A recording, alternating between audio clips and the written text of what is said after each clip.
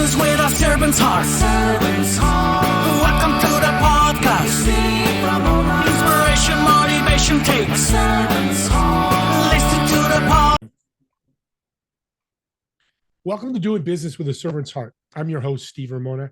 Every episode is an invitation, a reminder that business life isn't just about profit, it's about purpose. It's about showing up with a servant's heart in every deal, every decision, every day to make a powerful impact on others. Today's guest is going to light you up. You'll be motivated, you'll be challenged, and most importantly, you'll walk away with the tools to inspire action both in your life and the lives of others. How you look can serve people, not what you say, not what you hear, not what you see, but when you walk up that first 30 seconds, you make a difference in somebody's life. This gentleman's going to help you look better, which he looks fabulous right now. But before we dive in, here's your homework. How will you serve yourself and others today? Doesn't have to be a big impact. A small act of kindness or courage can change the game. So lean in, take notes. Let's discover how servant leadership in business can create ripple effects that last far beyond the bottom line. And a quick shout out to my sponsor, Epic Impact, the only universal, emotionally resonant messaging framework that works anywhere for any audience. This 4-step system transformed how I pitch, how I post on social media, and even how I podcast. Engage, persuade, inspire, and close with clarity. I use it daily and it works fabulously.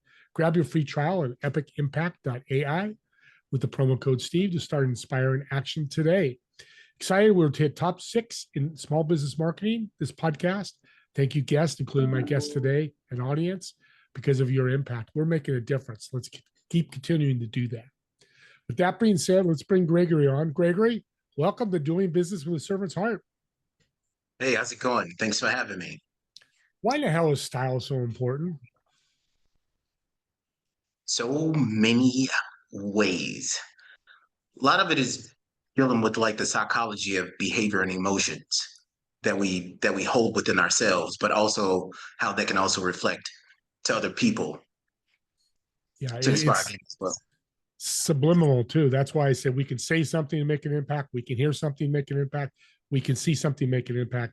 But the subliminal service, because if you look like a homeless person, and you know, some homeless person will dress pretty good, but you'll get the picture. Am I going to willing to walk up to that person and serve them, or they serve me? So I love this. Why executives?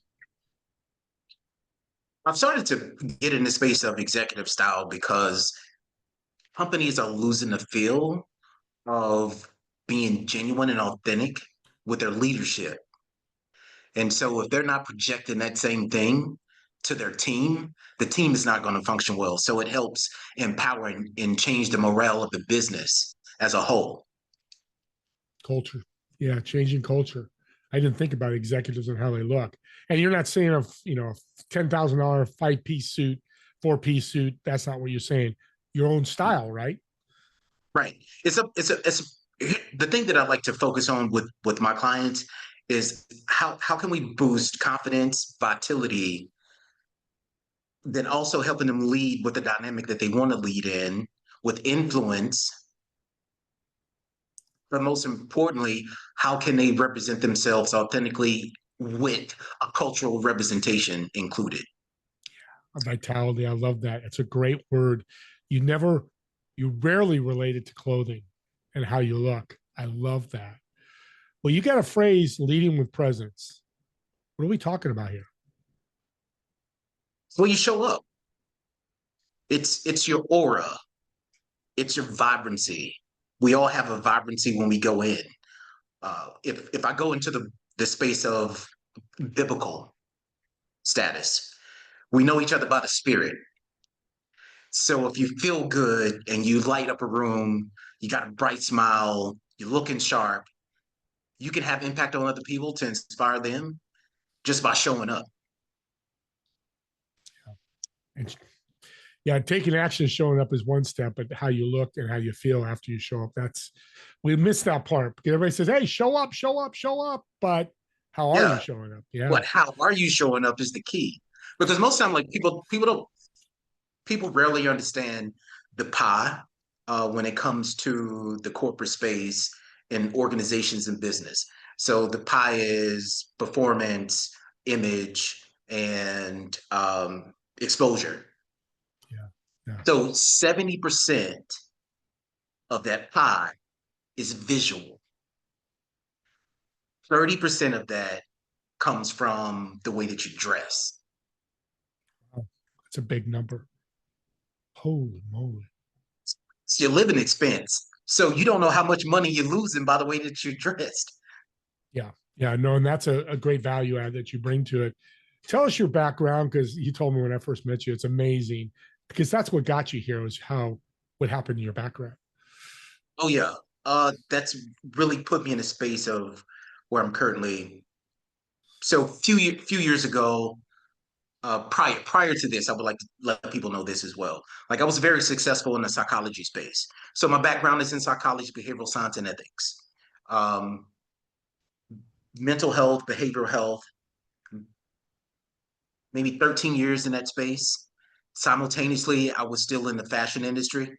So I've been in the fashion industry for about 25. I started when I was 16. So now it's like I've combined those two. So that's what really got me in the space. But what really put me in the space of launching my own business is because of my own personal experience of becoming homeless and being able to rise through that through resiliency, courage, determination, and style within. You made a point earlier about having a difference between a well-dressed homeless person and an ill-fitting dressed homeless person. I had more access to resources based on the way that I was dressed. I was treated differently. People spoke to me differently, and I seen that versus how other people were being treated. So that put me in a space when during the pandemic, because at that point in time, I had relocated from Los Angeles to Philadelphia 5 months prior to the pandemic. Lost my job, decided to launch a business with no business plan, no anything, but the desire to serve, to be able to help empower people. Uh, because at that point in time, I believe it was 53.4% of adults were dealing with depression and anxiety. There was also the economic decrease from businesses. So I decided, let me help empower both at the same time. So I started partnering with retail stores which were entrepreneurs in the city to take my clients to. But it was all in all, it was to boost this confidence for people because what they were dealing with depression and anxiety, and that was a way to help boost them. So I've started like to get in this space with these clients and going through this fashion psychology space. And when I lost my job and I applied for this entrepreneurship hackathon that was hosted by the city of Philadelphia, Jefferson Health, and Thomas Jefferson University. Went in, it was 24 hours deadline, Steve, for this application process. I filled out the application process, submitted the application.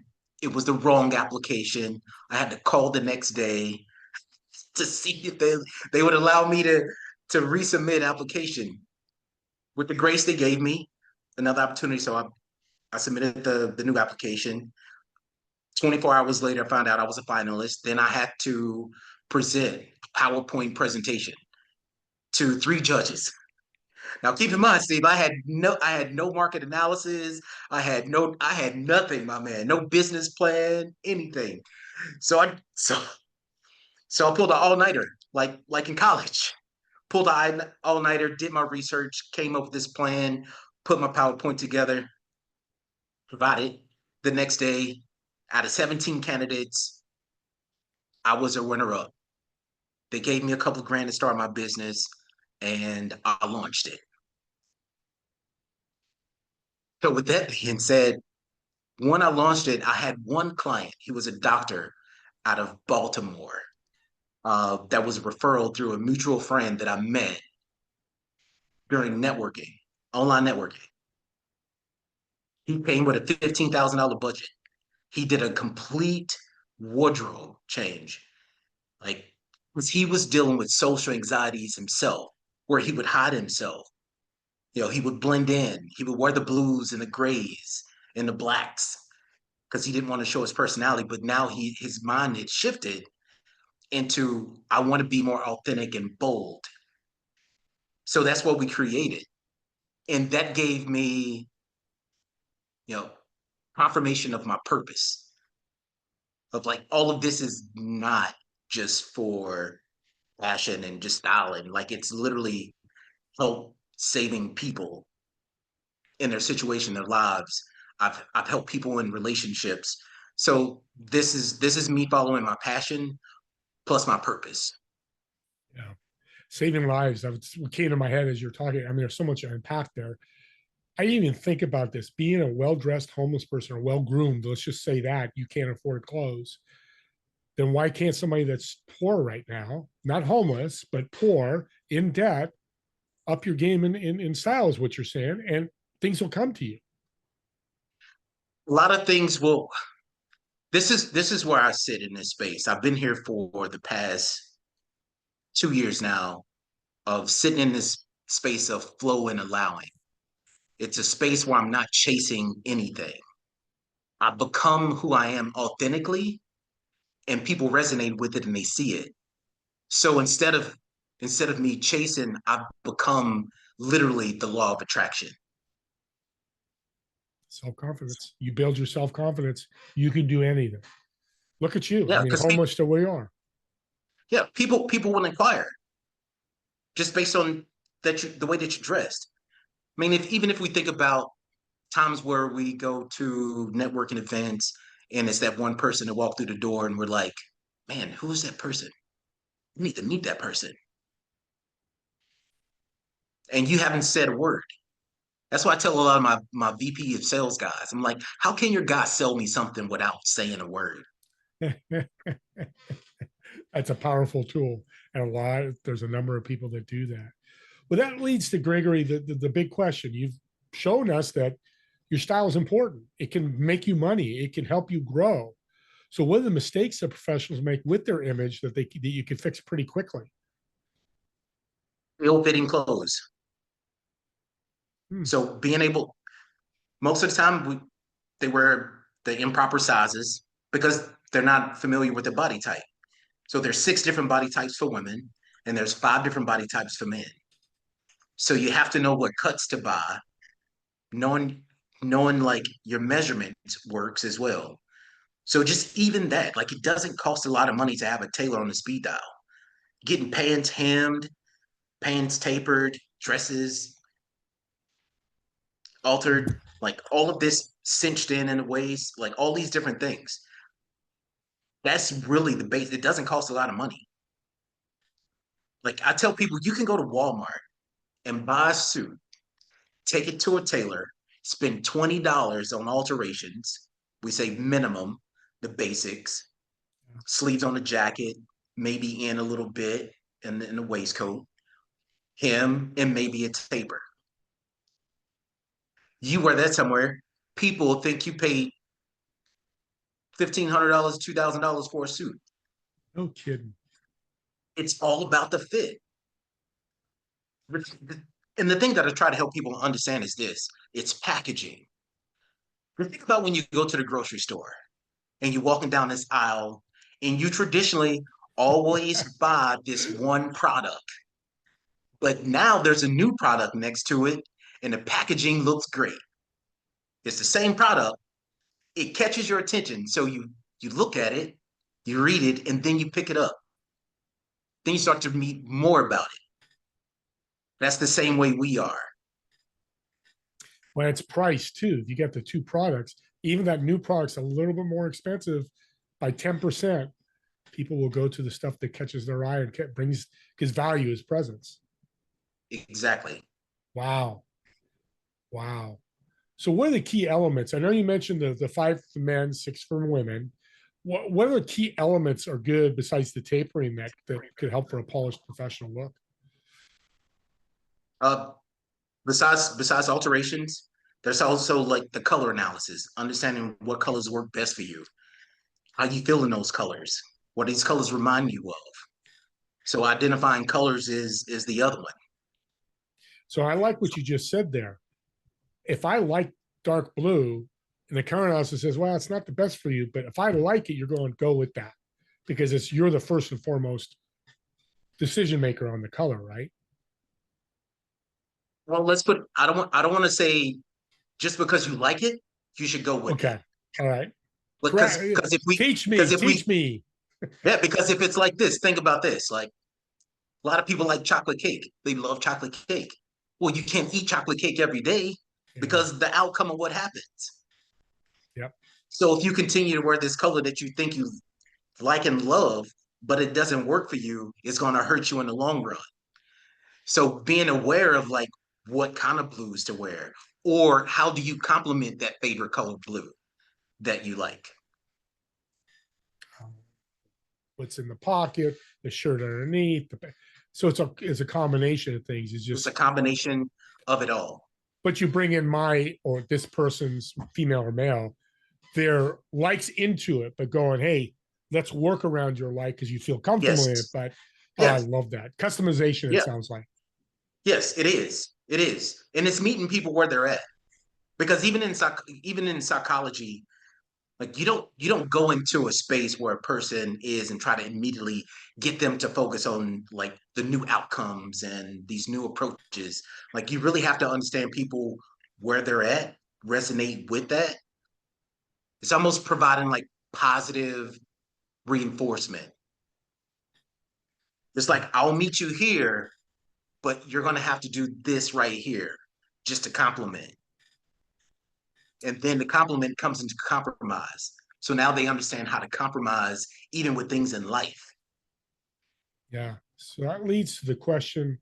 I'm a CEO, executive, vice president, doesn't matter. And I have a team or my employees or whatever.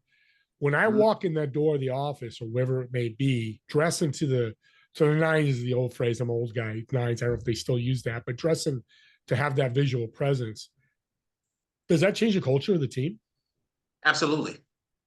Wow. It's it's like this. Like I'm reading this book now um by Harvey J. Coleman, and it's called Empowering Yourself. It's about the organizational pyramid, like the game being revealed. And in the part of that is talk about the image and how you can go in and you can tell your team, right? This is image versus verbal. So you can go in and you tell your team, hey, I need you to show up at 9:30 or 8:30 every day, but you, the CEO, showing up at 9:30. So they're gonna follow what they see, just as like we were kids. Oh, don't do what I do, do what I say, right? But it doesn't work that way. Yeah. It doesn't.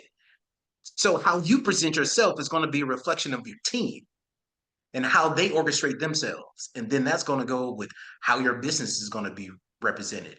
How is your brand represented to the masses? What is that message? So we have to think about messaging. What message are we talking about? Even when I work with people in IT people are not suit people. So I'm not telling them, hey man, you need to get a suit in IT. No, I'm thinking about light jackets, cool button-up shirts, cool sneakers, cool jeans, dress jeans, things that keep them clean but cool at the same time. Yeah. So you're saying you could stand out if you got a tech company. I just interviewed a guy this morning. He was in a nice button-up shirt and but no suit. If he came in a $10,000 killer suit, they're gonna look at him a little differently then. So it changes the culture. Yeah. Yeah, that depends on who he's doing business with. Sure. Sure. Because you have to think about everybody, even these moguls, right? We'll use Jeff Bezos as one. Like in the beginning, he was wearing suits. Yes. Zuckerman, he was wearing suits. Everybody was wearing suits. Steve Jobs wearing suits. It wasn't until they made it over the threshold where they got comfortable. All about branding. Your brand is here. You're building your brand. So be very proud, professional. When you get to that point, then you could be like Tony Robbins, can wear a baseball hat, meeting 10,000 people in his Zoom or whatever he's doing because he's Tony Robbins. You're telling he's done Made it. He's earned that. Yeah. So you go in as a middle of the pyramid, trying to show up like that. It doesn't work because the thing what you have to do is you have to dress for the next phase up in the organization of where you want to be at. That's a great phrase. Hear that, audience? The next phase up, you get a dress for that. That's $1 million tip right there. And he just gave it to you away for free. Here's the other thing I see you benefit, and correct me if I'm wrong. So I'm trying to build my brand. I'm on TV. I do a podcast. I'm speaking, doing keynote speaking. You could come in and go, hey, I got this TV show with Oprah Winfrey. Can I, come in and consult me on what I should wear? And you'll go through the journey, what the show's about, what you're going to talk about. You build all that into the style. Well, the main thing I do is it's to the point of who is the audience, number one. Audience, okay. Because we gotta think about the environment. You don't wear flip-flops to a five-star restaurant that's telling you the dress code is a suit and tie. Just say. So you want to make sure you show up to the party right. So that's the first thing is the environment. The other one is the message. And how do you want to feel when you're there? Do you want to be comfortable? Do you want to be confident? All these different things. I use an example. I had a CEO of an HR company come to me, hire me last week. Short notice. She's like, I'm speaking in front of 50 CEOs. 10 of them were women out of 50. But she was like, I'm kind of nervous. Like, I want confidence. I want them to pay attention to me. I want them to be engaged. So, so I was like, okay, great. Let's think about how we do this. So I gave her something that she never thought she would ever be in or select. We did a white pants jumpsuit with a pink jacket with a lavender and like crimson color scarf with leopard print high heels. And she said 8 of the 9 women that was there approached her.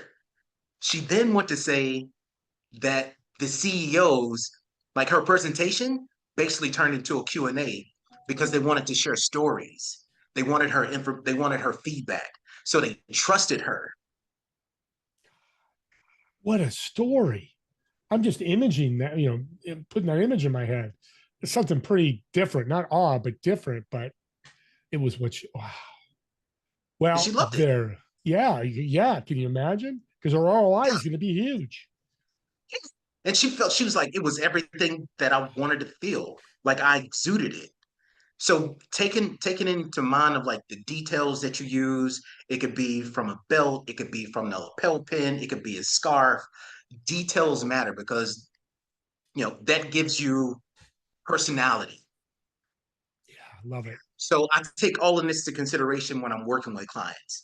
But the most important thing that I like to tap into is maybe the past trauma they've experienced as well, where a parent, guardian, friend, teacher, etc., could come to you and say, "Oh, Steve, you should never wear this shirt again. The color doesn't look good on you, but it makes you feel great when you wear it." And then you never wear those colors again for 25 years. Wow. Missing opportunity. The other lesson is don't listen to other people.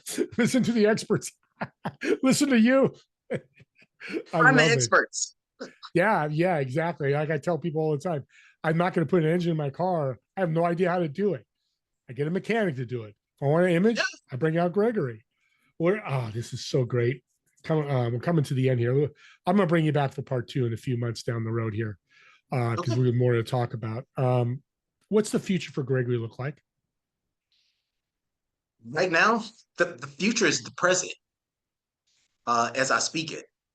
So currently, like what's happening now, I like to share this because I never thought certain things would take me to these places.